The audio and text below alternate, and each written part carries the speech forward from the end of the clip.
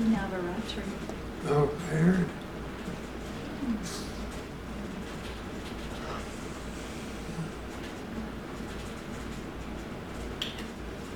Like most of the holidays, I won't be celebrating.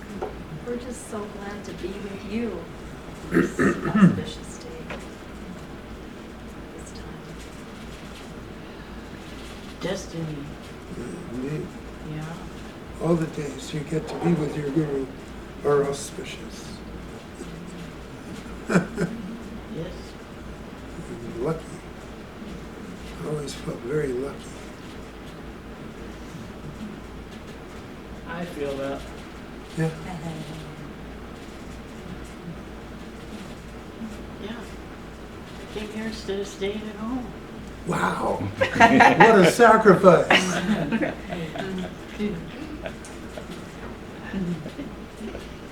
This is what I'm talking about. The trials and turmoil you had to go through just to get here.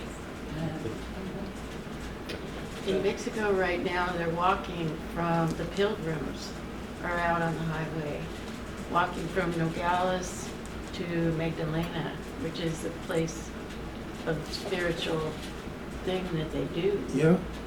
So I said, oh, it's a special time in Mexico and the Jewish holidays, Yeah. and so, you know, it must mean something. It must. Is that Guinness Stout? What do you got there? What?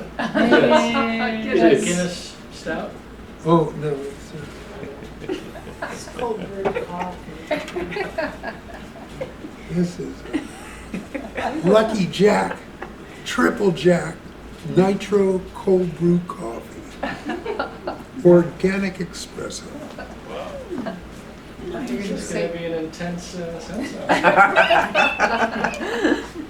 Well, you know, I used to drink rocket fuel. Now this will do.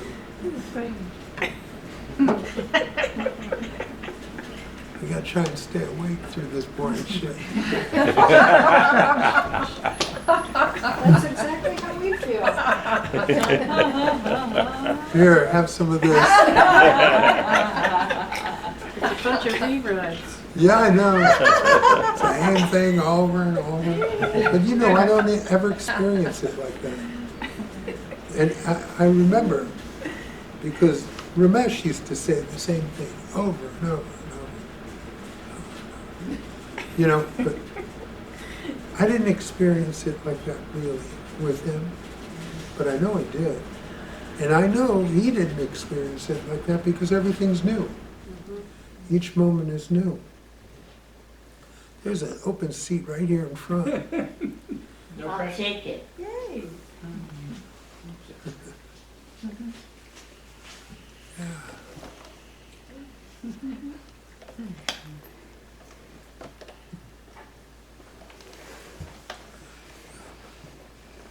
So in fact, it's not repetitive from my point of view. Everything's fresh. It's each moment is fresh and new. I didn't really mean it. And you say, I didn't really mean it. I'm the one who said same old boring shit, but you know, I stay awake through this. But so far, I haven't fallen asleep during any of the talks that I know of. Maybe everyone was just polite and didn't tell me. We might not notice sometimes. Sure enough.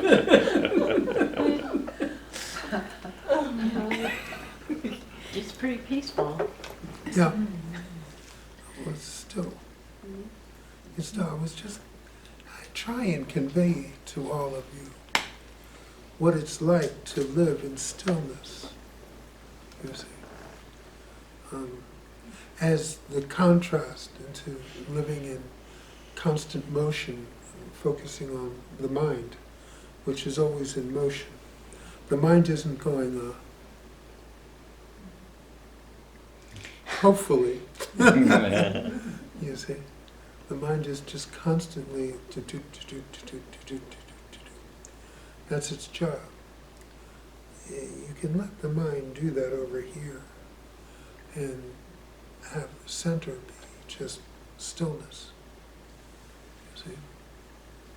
It's quite easy. But you can't do it. Because it can't be done. It's basically getting out of the way. The things that you can do are the things that you can do with your mind. And in that world of doing. And in that world of doing, you're locked into being an individual separate from God, separate from complete unicity, you see. And that's a world of movement. Beyond all of that movement's just a small thing. But when you're focused on it, it's everything. You let the movement be over here, you'll see that everything is still. And there's just this motion going on in the distance because, stillness is everything.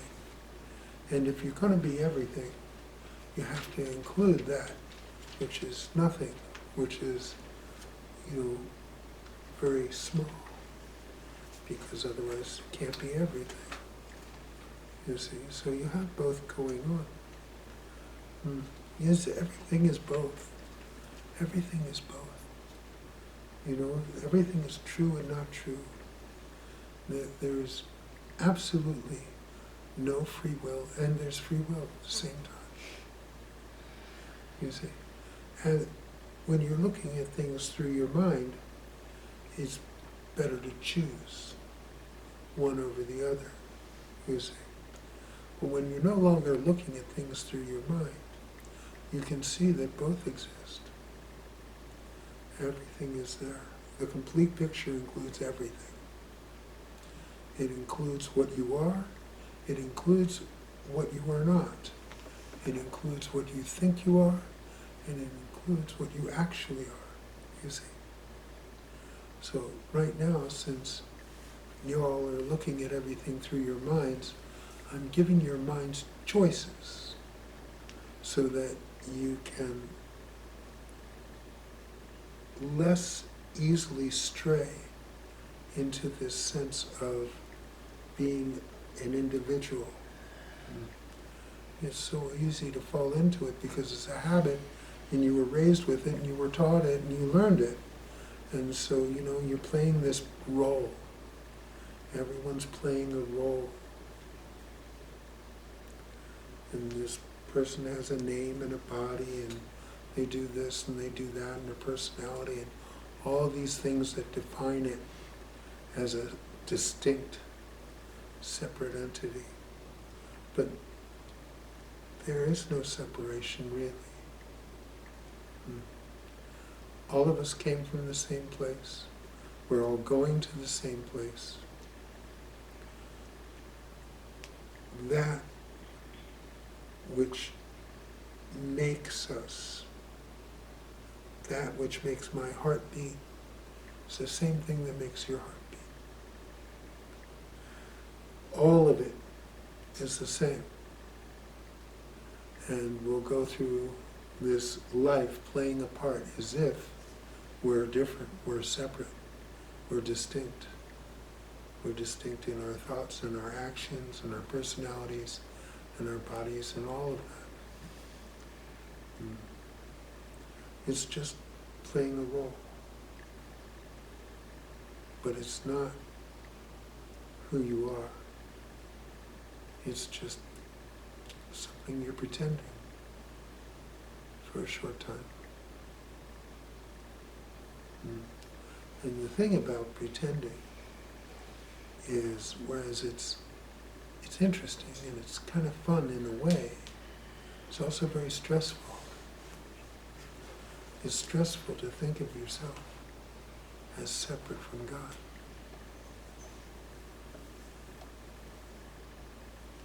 It's stressful to think of yourself as an individual, as a little dust speck, living on a little dust speck in the universe. It's a stressful place to be. For some people, it's so stressful that they want to find a way out. A few of those people are in this room. And I'm willing to help.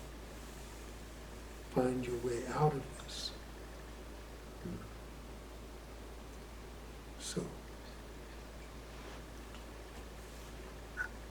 be the Houdini. Get out of the body trap. And do it so stealthily that you don't even have to destroy the body. The body can continue. The mind can continue. The thoughts, the feelings, all of it can continue. You know, when I was a child in Baltimore, there was this karate school. And there was this Japanese guy spoke in a heavy accent and showed someone about to attack him. And he just goes, knocks him out. He goes, nobody but me. So it's like that. You have all these thoughts and feelings now. Nobody but me. None of it bothers you. It just comes and it goes. And you see, so it's like, even if you're bothered, it doesn't bother you. You see, so even, it's not like these guys didn't have bad days. It's not like they didn't get angry. It's not like they never got sad. All the feelings came and went. It just didn't bother them. They didn't suffer with it. It was just in a moment, whatever it was. Whatever the moment was, it was. And you see what you get, really, when you just know the Guru casually, is you see they're at peace and they're happy and all that. And that's the general feeling. But it doesn't mean that they don't have their humanity. They still feel what they feel. They're still affected by different things that go on. But they're not personally affected, you see. It's hard to explain what it is to live life without it being personal. It's a whole different quality, you see. It's exactly the same without this additive, like taking things personally is like a preservative. And then when you have a feeling or a thought, it stays. It doesn't just go away. You've added this preservative to it and you've attached something to it, and now it's yours. Now it's yours. Now it's your feeling, now it's your thought. And that keeps it with you, you see. If it's just a feeling, if it's just a thought, you're like Teflon. Nothing sticks to you, everything just comes and goes. You don't care. Who cares? And even if you did care, you don't care. It's like everything's fine. Stuff just happens. So I'm recommending this, and more see if you can separate yourself from yourself. You see? You are not this body. You are not these thoughts. You are not these feelings, and thank God for that. Because these thoughts are fucked up, these feelings are fucked up, and this body is not going to a good place.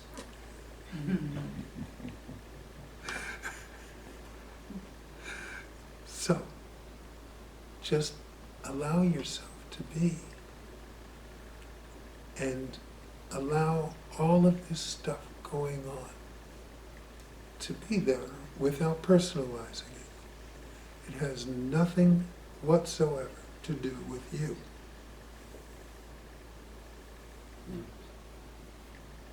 Try it out. And try and remind yourself that you're the victim of a big con job. Everyone has conned you into believing that you're something very, very small. absolutely are not. You are something so large that there's no way you could understand it. It's not something to be understood. It's something to be known. It's not something that a mind can wrap itself around, because there's nothing for the mind to grasp onto. There's no handholds. But you can live there, because that's your home. It's quite easy. If you stop doing and just start being, then what I'm talking about becomes so obvious and so impossible to describe or understand. But I spend a lot of energy doing that anyway, describing it. So they're just approximations for our mind. But if you just sit quietly, just sit quietly, just sit quietly. No thoughts, just let it be, let it be, let it be, let it be, let it be. You'll know what I'm talking about, because it's in the space. It's with you always.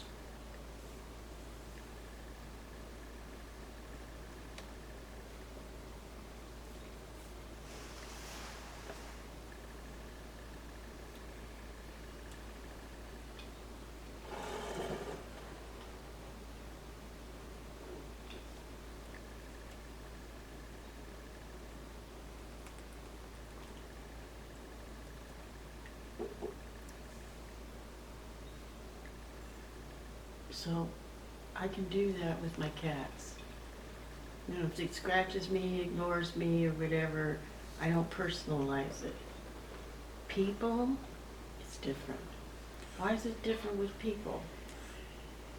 Well, why is it different with your cats? I'm asking you. It is different with my cat. You know, if the cat walks away, it's like, oh, kitty, kitty, he'll come back. And I don't get all hurt or emotional. You know, if a friend doesn't wave at me, all of a sudden it's I'm mortally wounded. Well, maybe with your kitty cats, you love them unconditionally. Mm-hmm. It doesn't matter what they do. You love them no matter what they do. Mm-hmm. And if they do something that you would prefer they don't, you forgive them because you love them unconditionally. So why not take that unconditional love and first learn how to apply it to yourself. So, you know, when you do something that was really stupid or that made a big mess and made your life more difficult, that you forgive yourself the way you forgive your cats. If you manage that, then other people will be easy. If you don't manage that, then other people will be impossible. So you see, the way you are with your cats is the way you should be with yourself. That would be optimal. If you can love yourself unconditionally, then you have it. That's it, you see? If you can't, then there will always be challenges, you see, because of those conditions. Unconditional love reaches beyond the personal, you see? It goes beyond your boundaries, goes beyond your preferences, it goes beyond your desires or your goals or anything. It loves no matter what. Okay? So you can take the example of your kitty cats and how you are with them and apply it to yourself. When you become good at applying it to yourself, you'll notice that your judgment of others decreases on its own. Okay? If you're trying to bring unconditional love to your judgments of others, then you're treating the symptom, not the cause. So I want to bring you back to basics.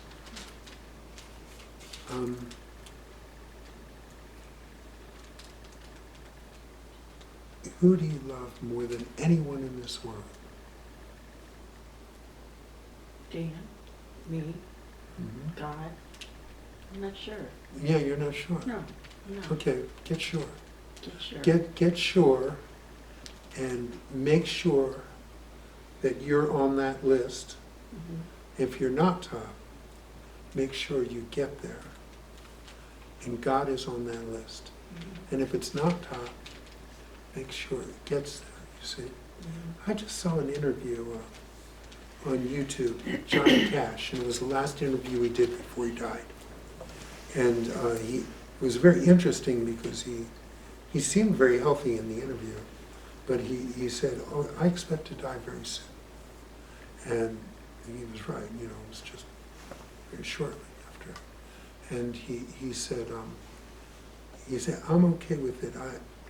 I've always been okay with God. I've never judged God. I've always felt God was with me. And, it's like I've made peace with God. So I'm okay, no problem. If it's time, it's all good, you see? So it's like, you want to be in that place where you're okay with God 100%, and you're okay with yourself, okay? And God knows none of us are perfect, you see. None of us are really 100% lovable for others, you see. But we need to be 100% lovable for ourselves, you see. You need to be able to love yourself the way that God loves you, which is unconditionally. You want to bring more of that unconditional love just into your energy field. Just bring it in and apply it. And where you find it lacking, bring it in. Bring it in, okay? Because there's no time like now for loving yourself unconditionally. There's people that are always trying to get better, always trying to be better, to be a more loving person, to be a more, good person, and this person, and that person. You know what? Just love yourself the way you are. And stop trying to be lovable. Just love yourself the way you are. Stop trying to be better. Love yourself just as good as you are, just as bad as you are. All of the qualities are going to be there. There's going to be stuff that's good. There's going to be stuff that's bad. There's going to be stuff that's ugly. All of it's going to be there. Love it. Just love it the way it is, instead of putting energy toward getting worthy of it. You are worthy of it. In fact, right now, unconditional love is showering all of you all of the time. All of the time. Your awareness of it may come and go, but it's always there. It's always there. And if you can live in that knowledge that all your moments are being simply witnessed with complete acceptance. Everything is being witnessed. People have near-death experiences, say the whole life flashed before them in moments, you see. But it's always just viewed. It's not judged, it's just seen. You see? The whole life is being seen in that way all of the time. The true essence of who you are is witnessing all of this. So live. Live as the witness. And the witness, when I say that, I am talking about unconditional love. But it's not personal. It's totally unconditional. Witness makes it seem less personal, you see? So it's a good word. It's a good word for describing what it is.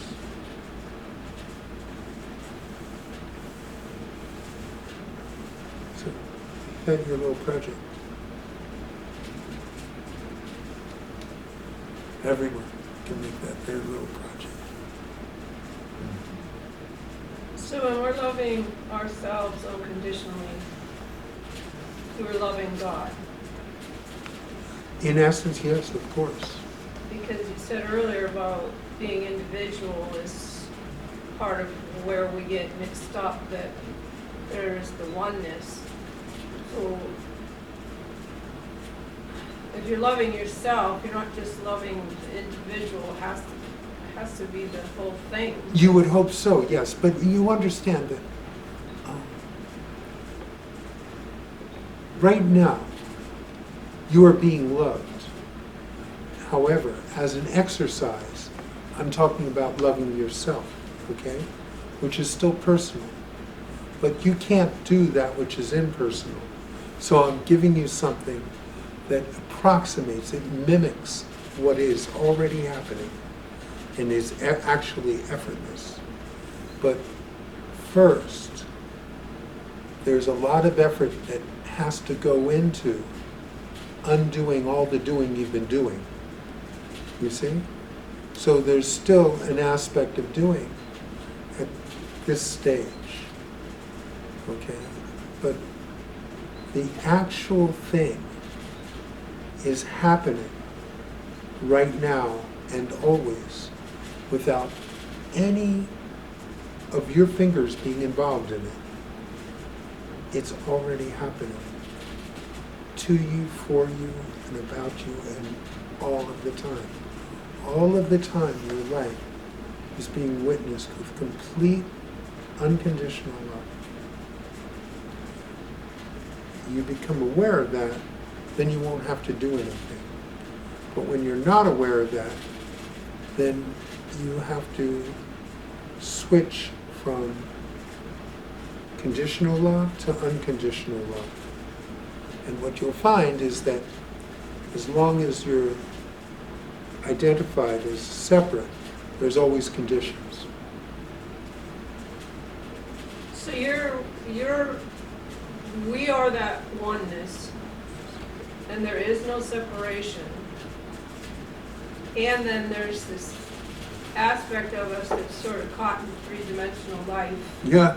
And you are coming down to this three-dimensional level to talk to the three-dimensional level of us, to remind us that there's another level where all is one. And I'm trying to bridge the gap here. yeah. So there's,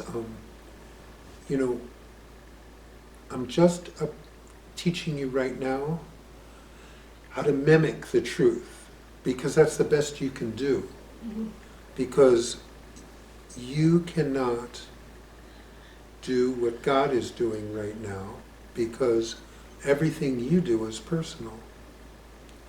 And as long as you're identified as an individual, everything you do is personal. So right now I'm going to get you to do exactly what God is doing. When you become really, really, really good at it, all of a sudden you will realize that God is already doing it, and you can let up. You don't have to do it anymore because it's already happening. And then you can live in peace. You see? So right now we're just, I'm bridging the gap for you because, look, I'm talking to you. I'm using words and concepts, and you're using your minds to understand them.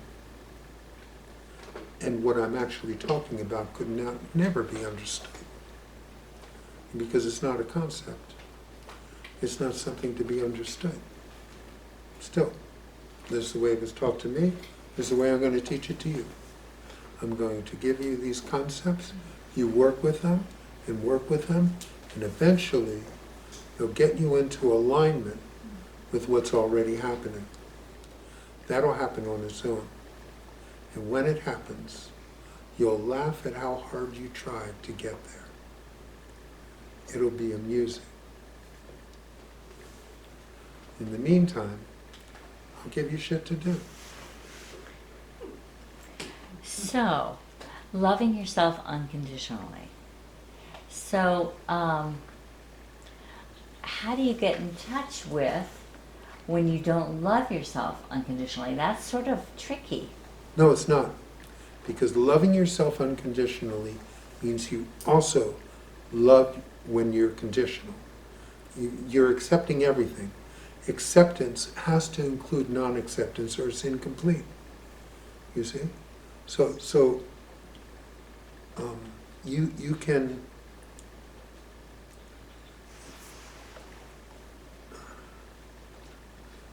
so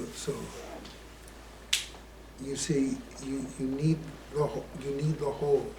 If you were able to love yourself unconditionally, completely, 100%, then you would have already done it.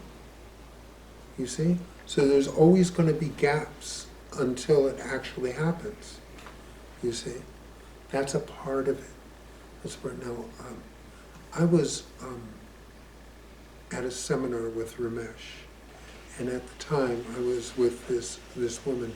We had a long-term, off and on relationship. And she was a difficult person. And she was just ranting, really, and just totally losing it on me.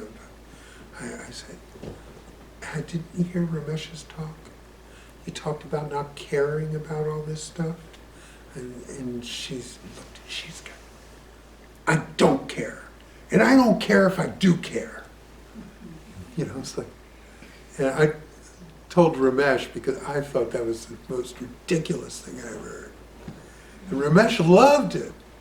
He thought it was the best thing he ever heard, and he used it at the talk to describe exactly what he was talking about. You see, it includes that. It includes the opposite, because you're looking for a love that can embrace everything. You see? So it has to be able to embrace what you consider the opposite of love. So, you accept what you can accept, you accept what you cannot accept, you accept that you can't accept it. You see, you accept it all.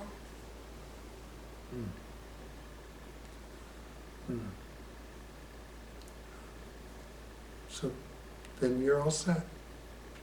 Then you're all set. I told this story before, but there was an interview with Mother Teresa.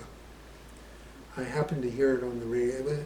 This lady who was interviewing her was, American Christian right wing.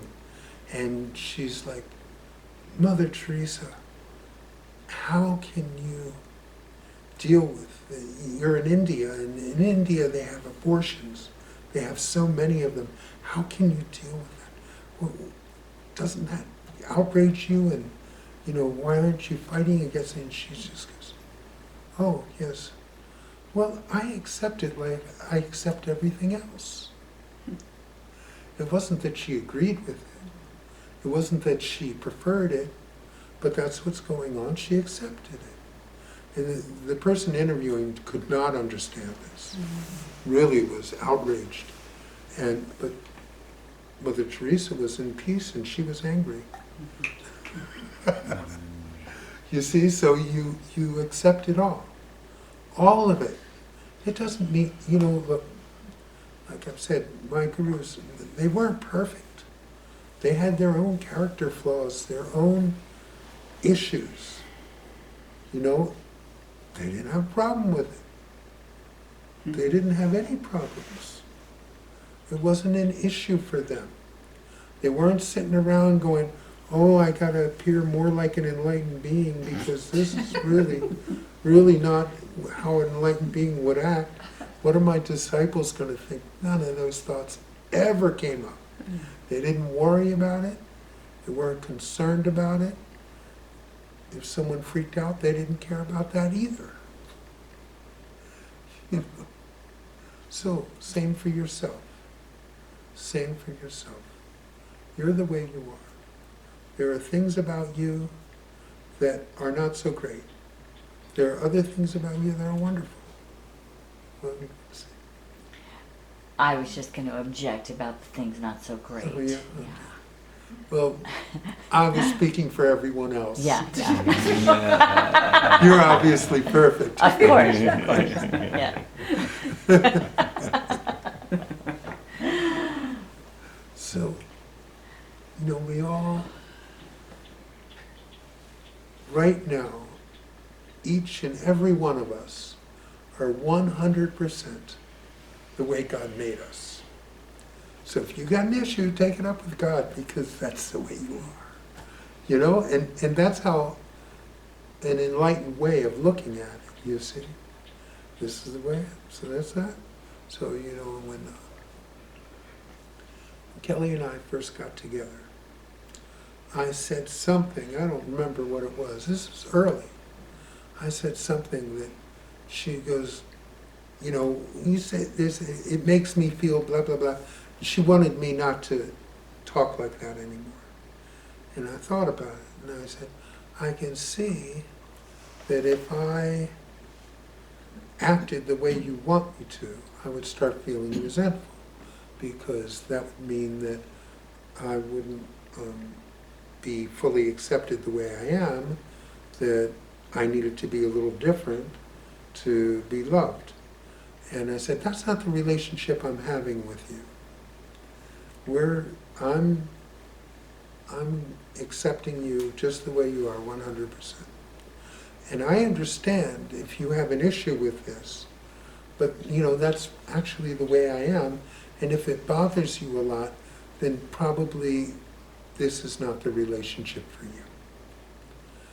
And to Kelly's credit, she got off it, never brought anything like that up again.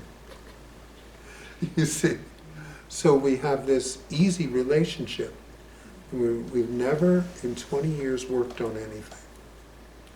We don't work on anything. We're just the way we are with each other. I mean, sometimes the way I am does not please her. And, you know, she might express that, but tough shit. And she knows that. And sometimes the way she is, I'd rather be in another room. And I go to that other room. And if I need to, I close the door.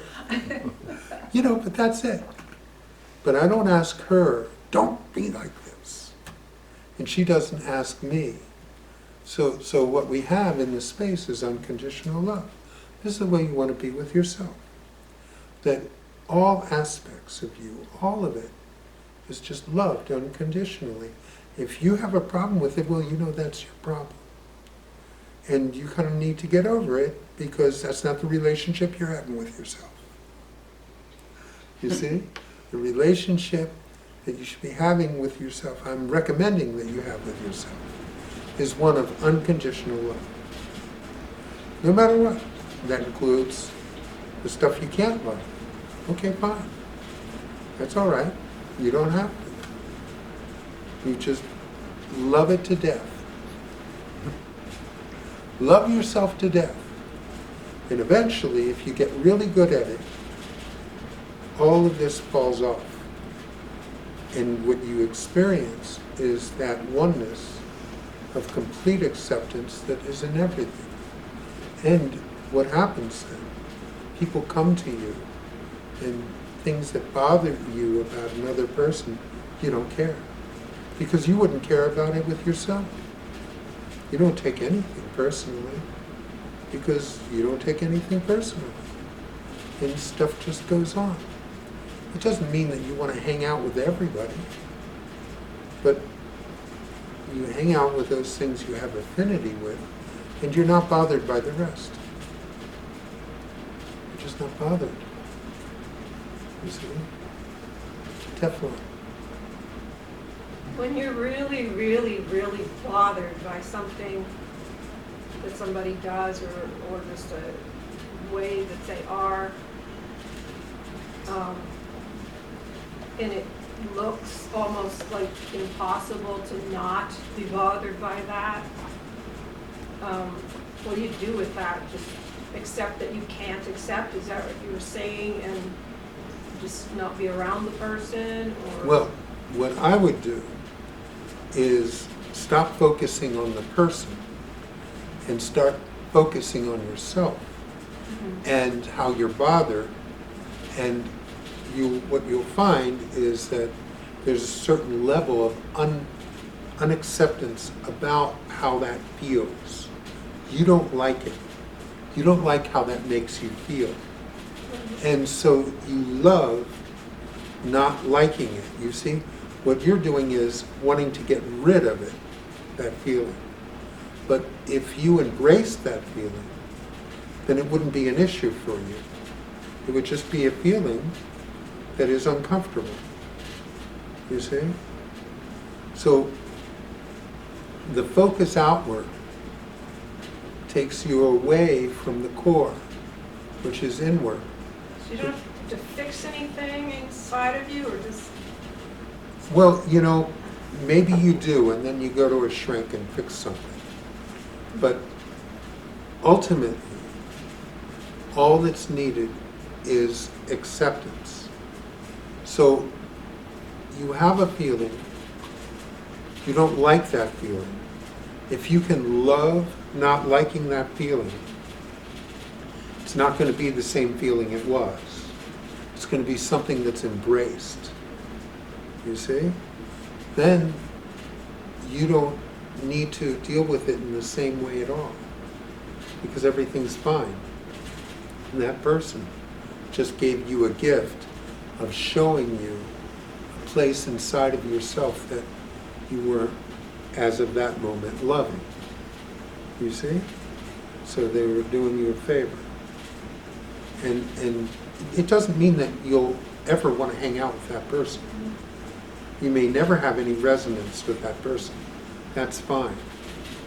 But right now, what happens is that person triggers something in you, and you're not Teflon, you're resin, and it's sticking to you. And it's sticking to you because there's an area that doesn't know unconditional love. So that's your gift. That's your opportunity to offer that to that place, you see? And you can you love it unconditionally means that it never has to go away. It can stay forever. That's unconditional. Most people love themselves conditionally. Okay, I'll love myself and maybe this feeling will go away. You see? And then they have failures because the feeling arises again, and then they have the same problem. You see? So if you can allow that feeling to be without any resistance, with just acceptance for what it is, it doesn't mean it's fun.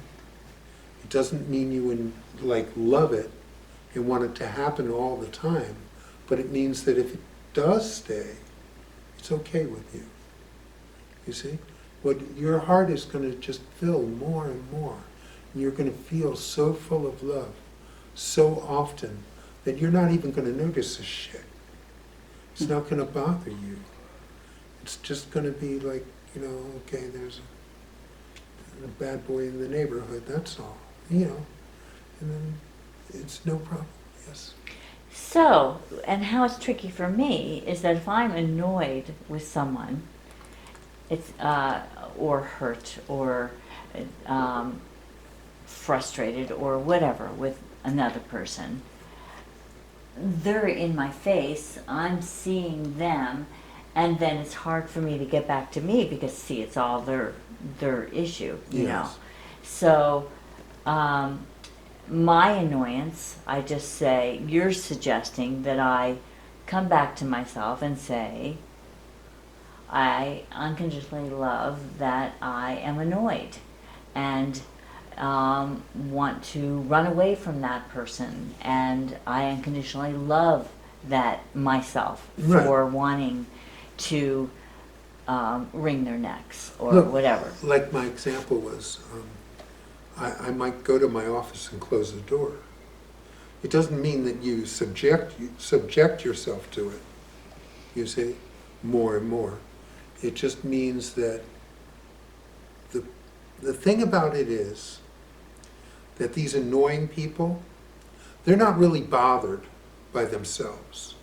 You're bothered by them. That's not their problem. That's your problem. Yes. So you want to just take it back home, and it doesn't mean that you want to just sit in it. It's like just because you accept everything the way it is doesn't mean that you want to walk through sewers and enjoy it. There's stuff comes up, you get out of it. But you allow that sense of you see that annoyance as a place inside of you when it is sticky, when you can't shake it, when it's bothering you more than just for a moment. It's an opportunity for you to love a place that doesn't know love. You see? That's not what it's experiencing. So, does that make sense? So, Yes. you just say, oh my goodness, I love that part that is so annoyed. If you can. And if you can't, it doesn't matter. Just notice that in that space, there's a lack of unconditional love. You see? There's, things don't get sticky unless there is resistance, non-acceptance, and trying to get away from, pushing away like that, you see. Mm-hmm. That energy is what makes it sticky. You can't push away anything that's not there. So as long as your energy is like, I don't want this, I don't like this, I don't need this, I don't want, blah, blah, you're keeping it with you. If it being there is like, oh, look, I'm annoyed. I remember this. Oh, yes. This happens. When does that happen? It's fine. Stick around. Whatever you want. You see, then it's free to go.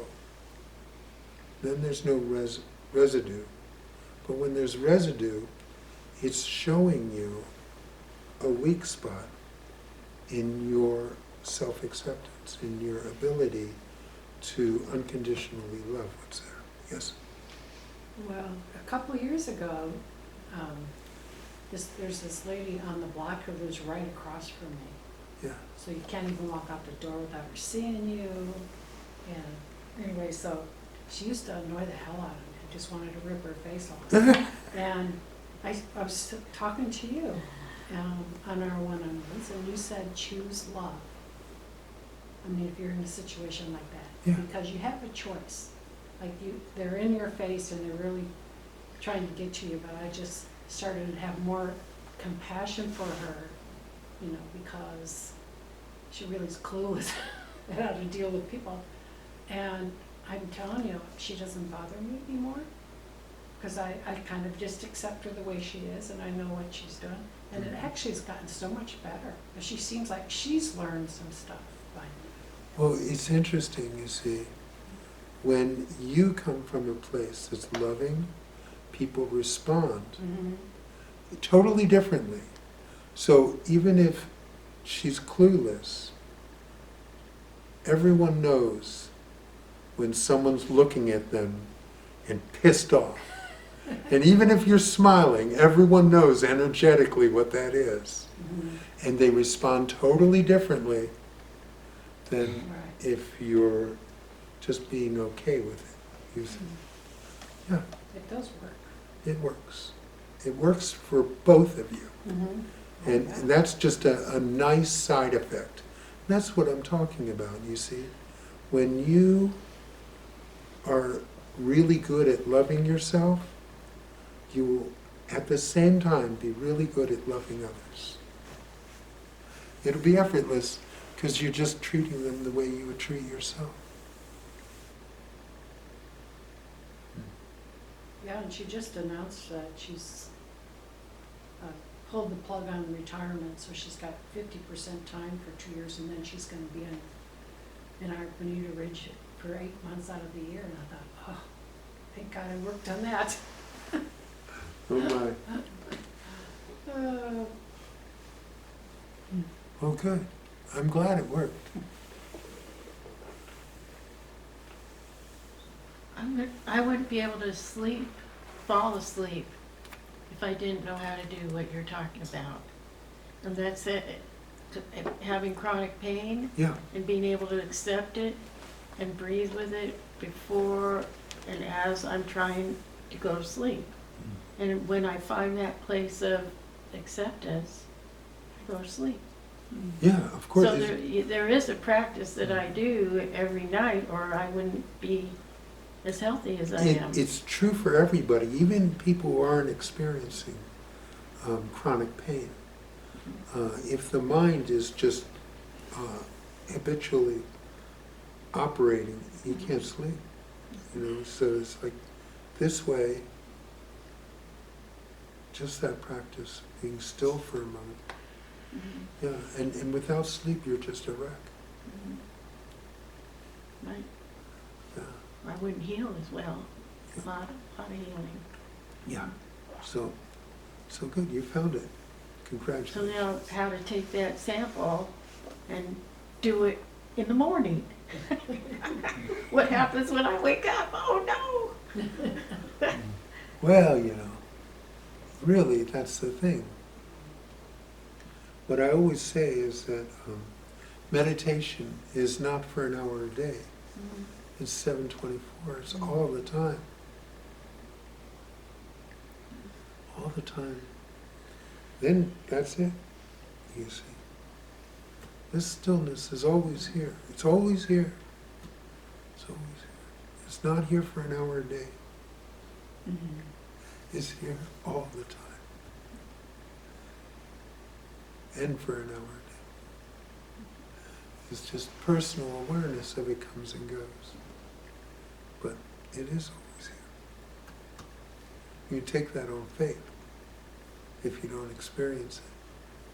If you take it strong on faith, then it's always in the back of your mind.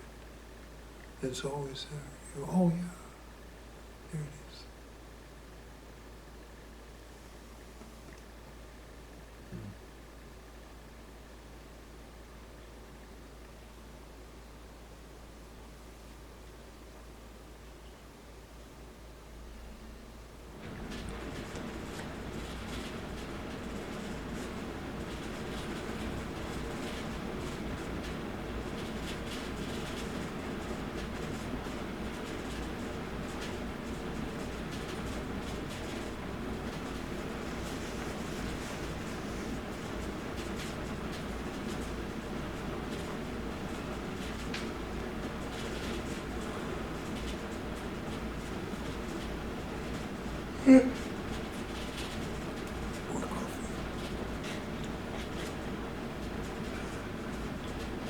Is that coffee? Yeah, it's coffee. No, it's beer. In a bottle? Coffee in a bottle? Cold brew coffee. Yeah. Costco. Comes refrigerated. Oh. Yeah. High octane. It needs to be. I'm one of those people that can sleep right after having coffee. It doesn't keep me up. Me too. And it's not an addiction for me either. You can go without it for months. It's no problem. I don't go through withdrawal. Now, if it was a cigarette, it'd be a whole different story.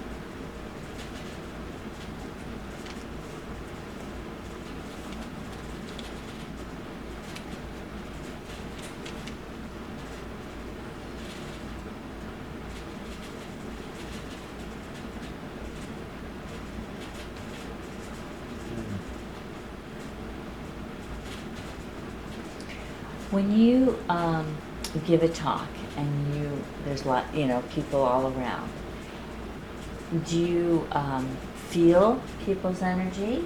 Can you feel their state of being? Can you energetically, do you perceive what state they're like? What happens when you're up here and your perceptions of all of us? Occasionally, I will feel what you're talking about, but you see, you see everything personally. So me? Yeah. I'm kidding. Even yeah. you see me talking to other people and other people asking questions and me answering, blah, blah, blah, and all that dynamic. I don't see me as talking. There's talking going on. There's people asking questions. But really, when I look at you, I don't see anything different. We're all the same. So the overall picture is just same. That's the overall picture. Occasionally something will pop out, that you describe, but it's just occasionally because the overall picture is so immense. I mean, this is just, I say it sometimes, oneness fills the room. That's my experience, that there's just a unicity here. That's all that's going on. The individuals are such a minor part of the overall picture of unicity that I don't even notice it, really. And none of this, not a single word coming out of this now is coming from a personal place, really. You see, I don't feel anything personally. None of this is coming from that place. So from the space of that unicity, these words flow through. Y'all are hearing them, right? But I'm hearing them the same as you're hearing them. You see, there's no difference.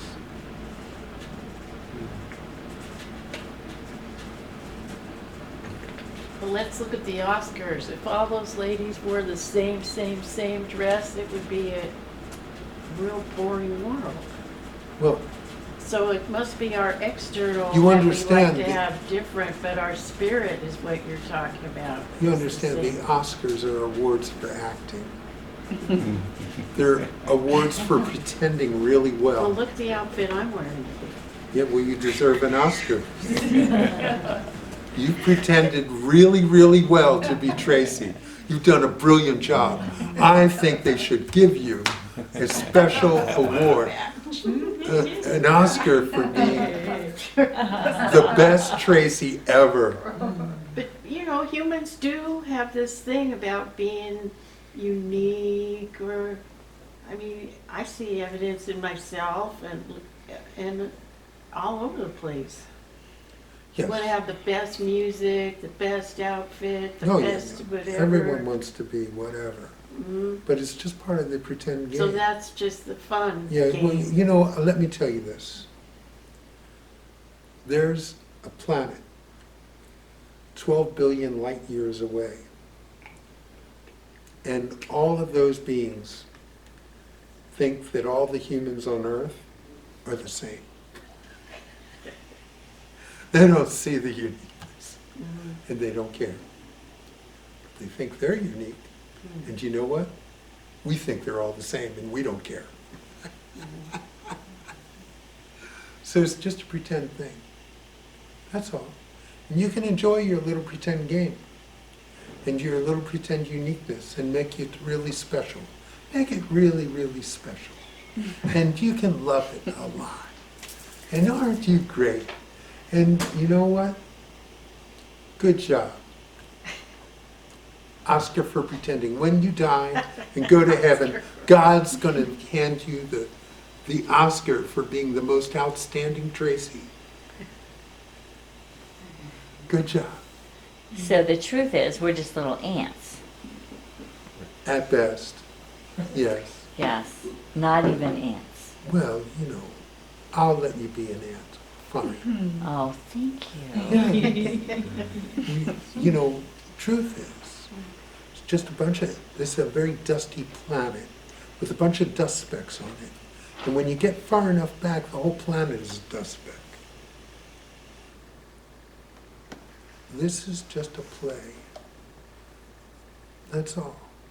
It's just a play.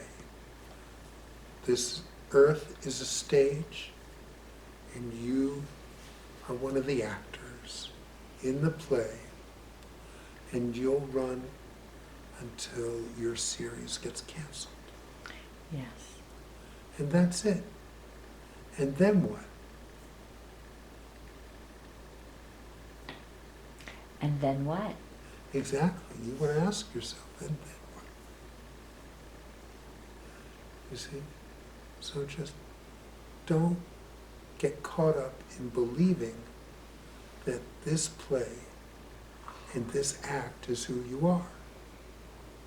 It's just an act. It's just a pretend thing. Like the Truman Show? Sure. Okay, Yeah, like that. yeah.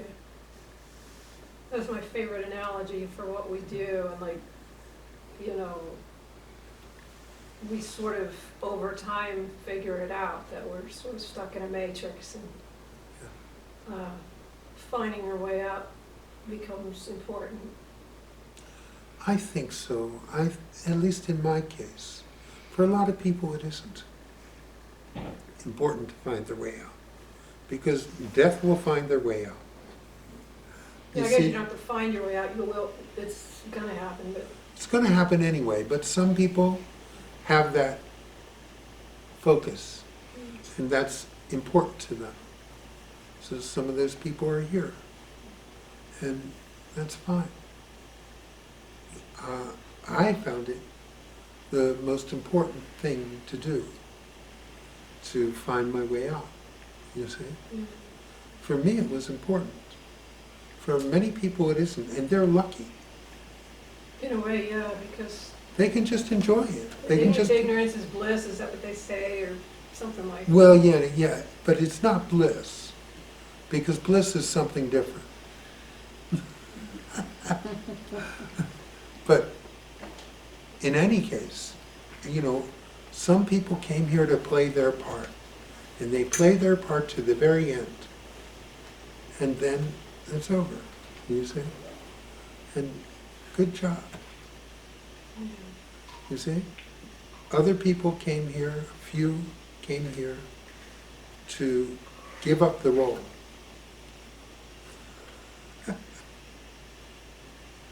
And not play a part anymore, you see?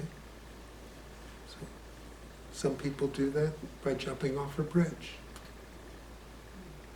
Other people do that by spiritual seeking. It's a little less sloppy, but, you know, same result.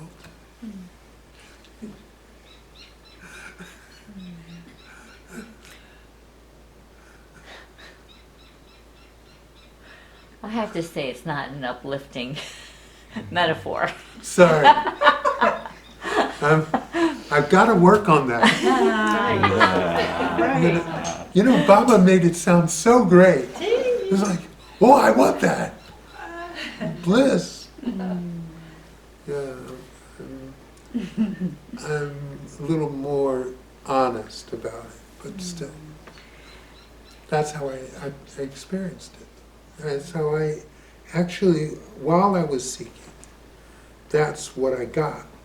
I understood that early on, that Baba was talking about committing suicide while in the body. And other people didn't hear that, but I did. Right. And it turned out that was correct. Okay?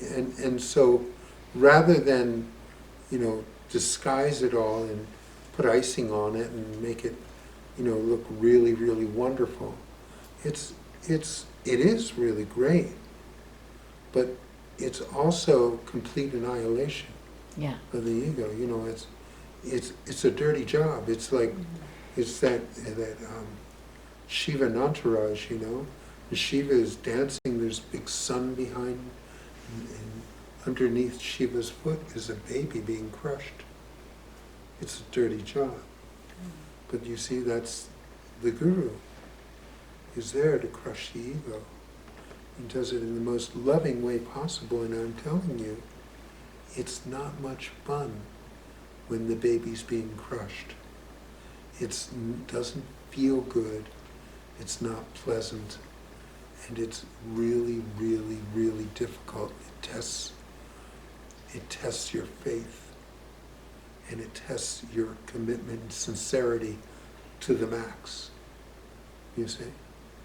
So there's a lot more to it than just the happy, happy, joy, joy that it starts out being. It starts out being a high that you get from being around your Guru because of that energy and because it's free of that stress. And you know, then when you really get into it, you know, us folks that were on staff at the ashram, all of us knew that this was not all fun and games. When the visitors came and they were there for a weekend, they could have a great time. And it would be a lot of fun for them, a nice little, almost like a spiritual vacation, and good. But once you made the commitment, once Baba had you, then he hooked you and reeled you in. And you struggled just like a fish out of water. And it didn't matter. He reeled you in. And that was the end of that, you see. It was not fun in that way. But it didn't matter because your sincerity was such that you would go through anything. You see?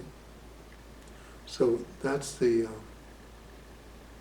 you should know, all of you should know, that if you get sincere about your spiritual path, it's not all fun and games. There's going to be difficulty.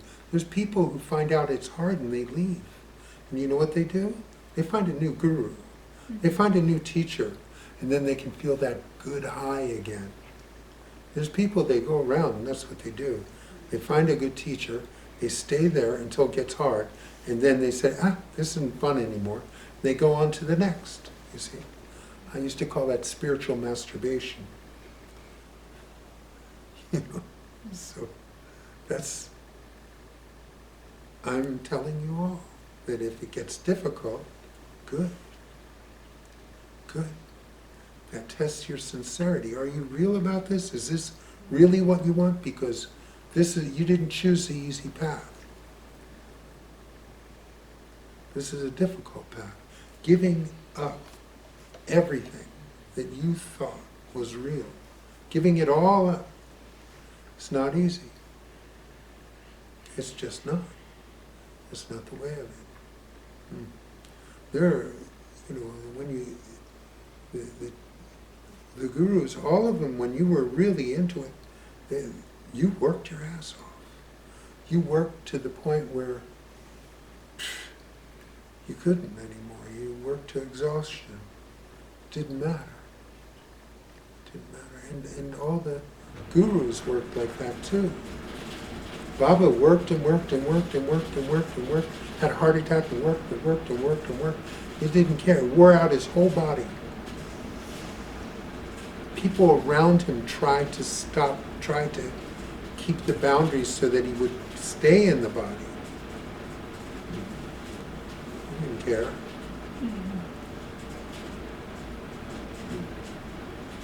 All of them were like that. They all worked and worked and worked and worked as hard as possible, as long as possible. Nityananda, didn't he just lie down? Nityananda did a lot of, he was on it all the time. He died early, very early really, by our standards. But he was at it for a long time, since he was like 15, you know. So he was there at the ashram all the time. He was giving darshan. There's stuff always going on. That was like just a little meditation break. He was lying down, yes, of course. But he was uncontrollable. I mean, it's like people really had to hold him down just to get him to eat, or he didn't even take care of it.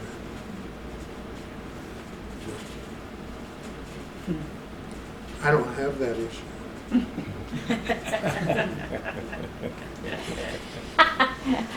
But in the end, he was a big guy too. In the end, but I think that's because they held him down, made sure that he didn't starve himself. Well, he was very thin when he was young. They have to do that with Alma sometimes when she's given darshan. Literally put food in her mouth. And she doesn't stop. Amma, Alma, yeah. Yeah. She's a big girl too. Shakti likes sugar. Yeah, yeah. Shakti likes diabetes. That would be a good marketing for you, though. Just as good as jumping off a bridge. Yeah.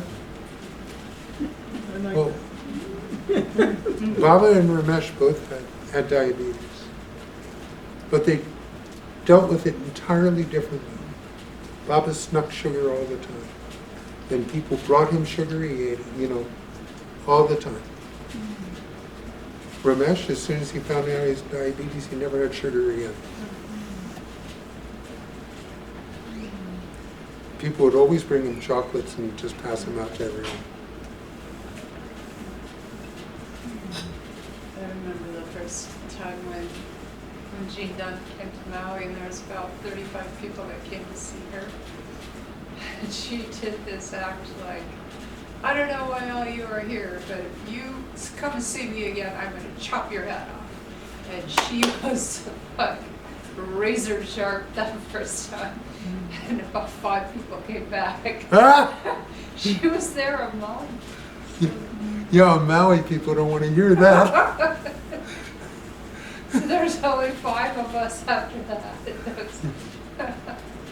That'll thin the herd. Yeah. She really got rid of everyone really fast. But you see, the people that remain are sincere. And that's an extremely rare thing. It's extremely rare.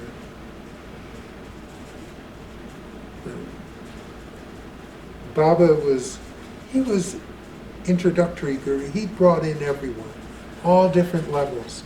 He spoke on all different levels to everybody. There were things he said in the talks I just thought were brilliant. Other people I talked to, they didn't even hear those words. Everyone heard his cool stories about fighting monkeys and stuff. And yeah.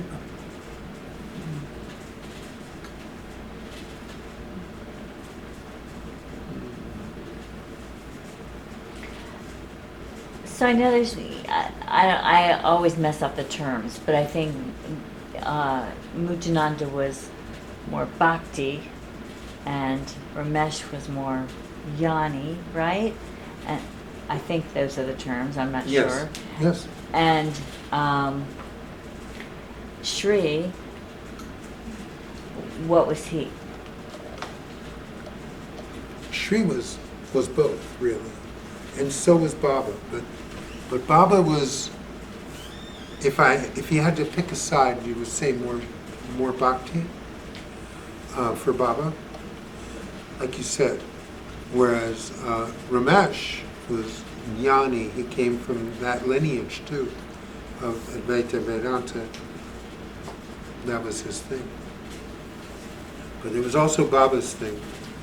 But his primary thing was Kashmir Shaivism, which is everything is God, everything is love. You see, so bhakti, bhakti, bhakti. It's very strong with it. Now you see Shree. Shree was just a phenomenon within himself. It was just a bundle of love. That's all that was there. It was just a bundle of love. And he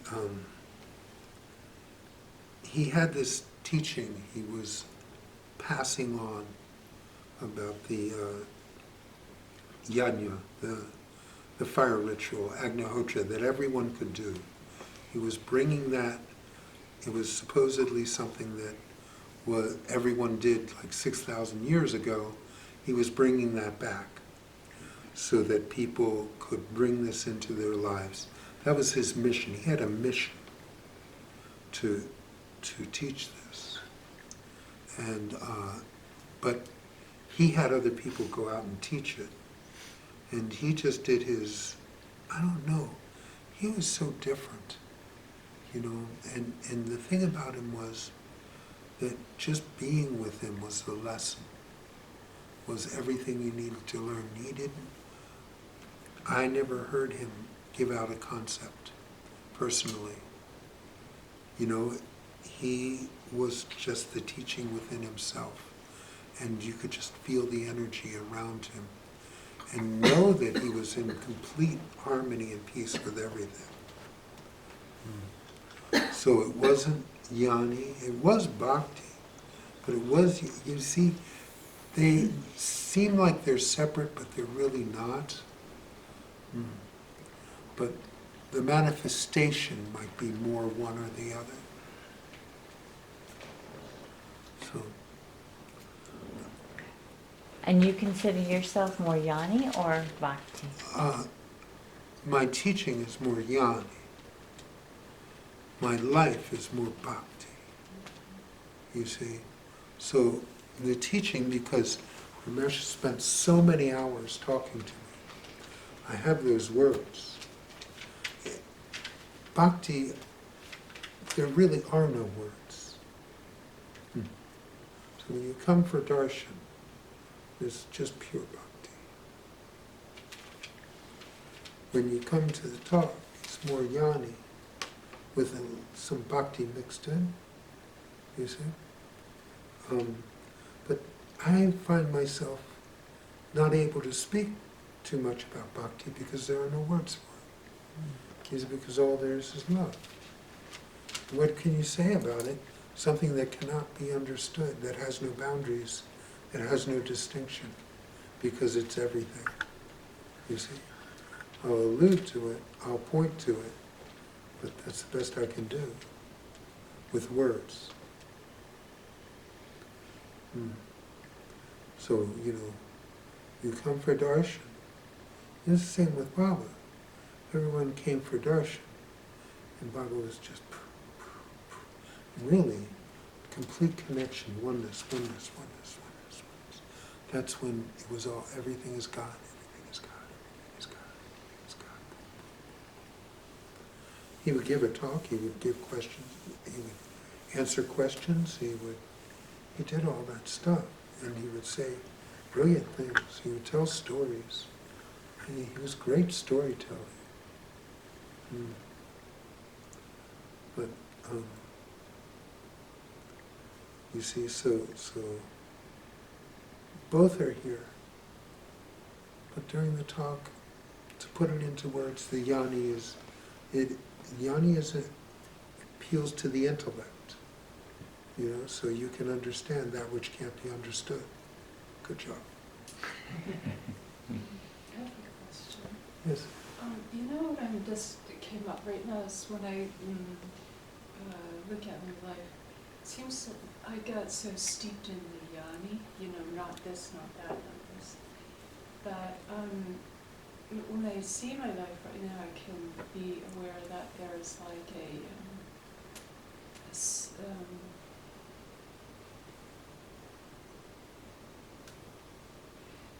there's a movement towards that it's everything, but there's still like a bit of a habit, mental habit pattern that, oh, fixing the pool is not it. You know, only sitting and experiencing God is that.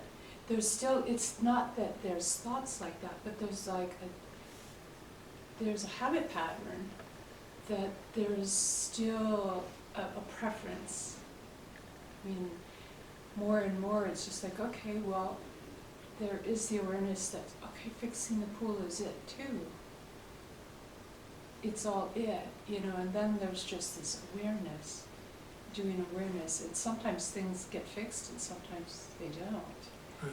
And now there's not much caring anymore if they get fixed or not, which hopefully is not a problem, but what do you say, is there supposed to be like a remembrance of God all the time? Because when I focus on fixing something, or something that needs attending to, I'm just attending to it. Yeah. And there's not a lot of thought about it or God or anything, just doing it. Yeah. You know, I don't sit around thinking about God. I don't sit around focusing on God, because everything is God. And the one who would focus on God is the one who you're pretending to be, you see? Right. So it doesn't matter about that. So I don't try to do that. Well, if you do, you do. It doesn't really matter. It's a lot of work to try to do that. Yeah, well, you know, everything's a lot of work when it's you. Yeah. So you see, that's the nature of the beast. So it just has to like evolve naturally the way it just Of course. evolves. Of course. And just remember, not this is also everything. This, and this. Oh, you just got a new idea. Not this, not that, all this, all that. It's all the same, you see. Yeah. Mm-hmm. Yeah. So, I can't seem to quite really get that. okay, just remember what It's starting Nisargadatta, to happen. remember what Nisargadatta said. In love, I am everything. In wisdom, I am nothing. And between those two, my life moves. You see? Hold them both. The great teachers were able to hold both. They were able to talk out of both sides of their mouth and say the exact opposite things at the same time and make it work, you see? So everything is God, and nothing that you think is God. You see? All at the same time. All of this is an illusion. All of this is real at the same time. There is no free will, and you have a choice. All at the same time. All of it. Okay? Now, as a person who lives in their mind, you might want to make choices that help you live in peace. So Ramesh would teach very strongly in the early days that everything is God's will. I took that 100%. And it worked. It worked because the ego wants to think it's doing something. And that causes a lot of grief. You see, so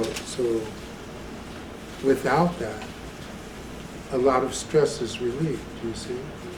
But now, I don't believe that anymore. I don't believe anything anymore. Because what is a belief? But right now you're going to believe something, so I'll give you some choices. Here are some things you can believe. And like I said, I took it 100%. Ramesh said it, that was it, 100%. You see?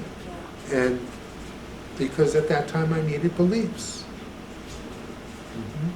But when there's no longer identification with yourself as an individual, beliefs are, what's the word? Superfluous. Thanks. Whatever that was. Is that the same kind of as that everything anybody's destiny. I think it's like I just pretend to make choices. Well, yeah. The truth of the matter is, you're living in a world that's based in time and space. The universe is not based in time and space. This world is based in time and space. Within time and space, there seem to be choices. But beyond time and space, there are no choices. Time and space is like this big, and the universe is like that big. So you're talking about something that's infinitesimally small. Anyway, you don't have to worry about this. You just do what you do, and my advice is just as much as you possibly can, love it all. Yeah. Love all of it, just the way it is. And just relax into it. If you can, Let it be. yeah. Yeah. It'll just make your life easier. Yeah. Yes. Might as well have as easy a life as possible while you're going through these difficult times. That's God's will. Of course. All at the same time. Yeah. Yeah, all at the same time.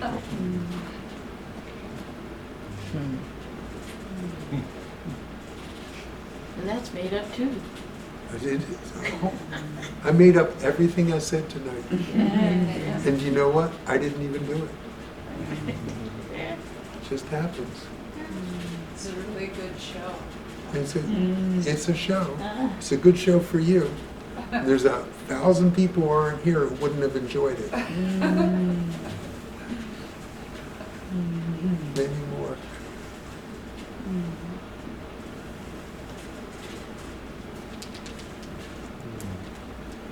So it really is what Ramesh says. There really isn't anything to do, really. Because it just all does itself and it really just all happens by itself. Yeah, but you know, as soon as you start doing stuff, it has these bad side effects. It causes you a lot of grief. If you start doing things, your mind starts evaluating, and it evaluates them favorably, and you have pride arise. It evaluates them poorly, you have guilt arise. Huh, what a life. You know, it's just stressful to talk about.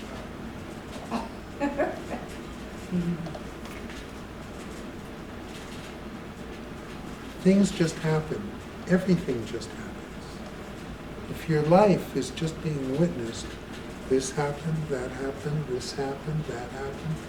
You know, some things that you think were really, really bad lead to something that's really, really good. That wouldn't have happened if this bad thing didn't happen. Things that you think are really, really good lead to something that's like the worst events of your whole life. So, why get into it? Everything just happens. This happens, that happens, this happens, that happens. Feelings, they all come and go. Thoughts, they all come and go. Why would you delve into them to such a degree that you get married to them? They're just thoughts and feelings. They come and they go. Why not just let them come and go? Why get involved? Why get personally involved with all this? It's just a bunch of stuff that happens. You can just sit back and watch it. You see, so when I was a kid, I would like to go on the roller coaster. I would like to go up. I would like to go scream on the way down. I would love it, and I would like to go again. At my age now, I would like to sit on a bench and watch the other people go on the roller coaster. Why not let your life be like that? Sit on the bench and watch it. Watch that person go up, watch that person go down. Why get involved? Why get involved? And when you watch it, you'll see, Oh, they went up. You know what's going to happen? They're going to go down. You just watch it all.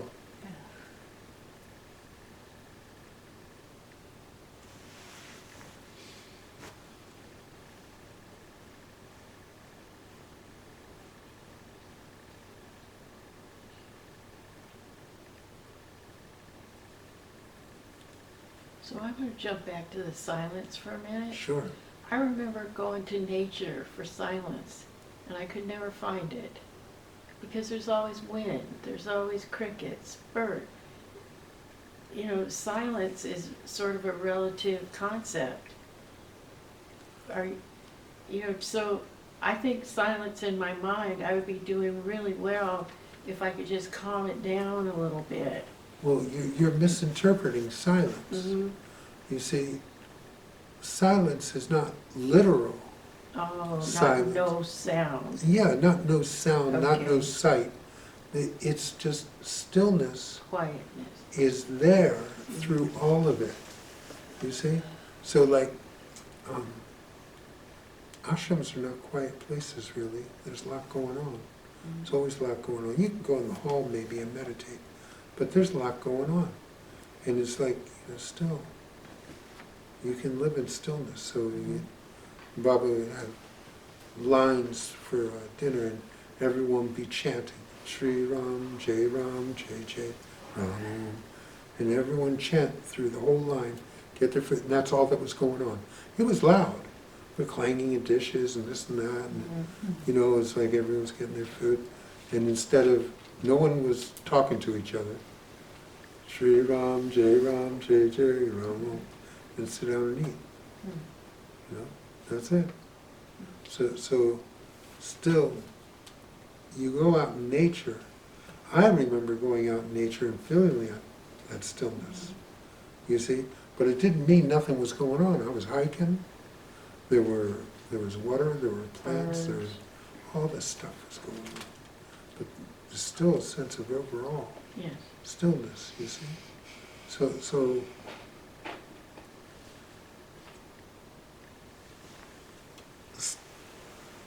you know how I say oneness is all there is?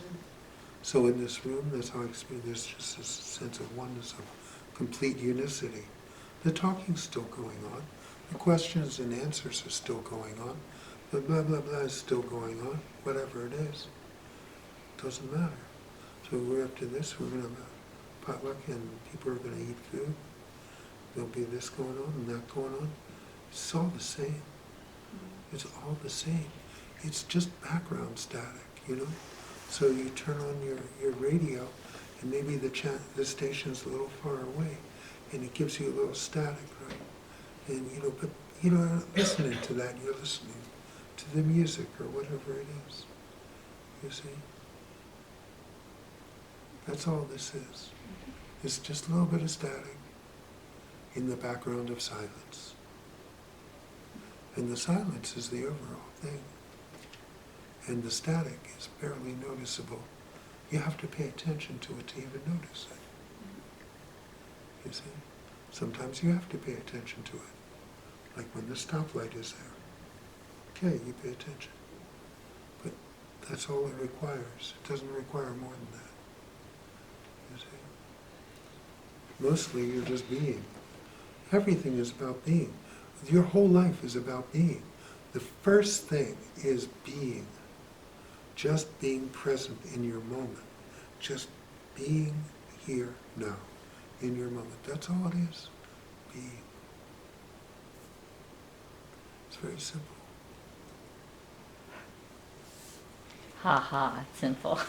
Oh, it's totally simple. It's so simple you can't do it. Because everything you try and do is complicated. Because you're trying to do it.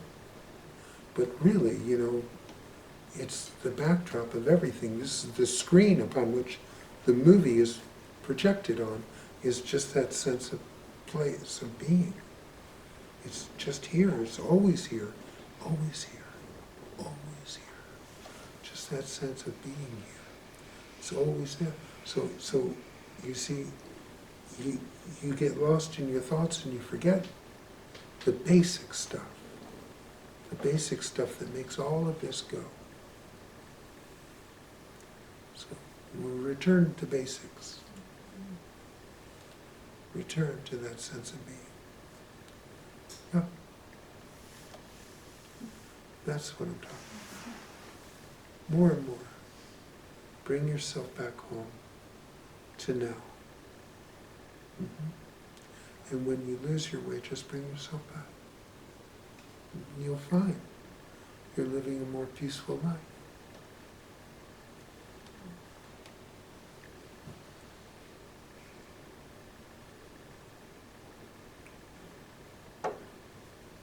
Okay?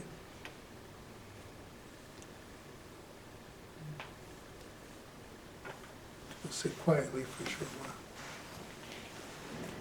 Yes?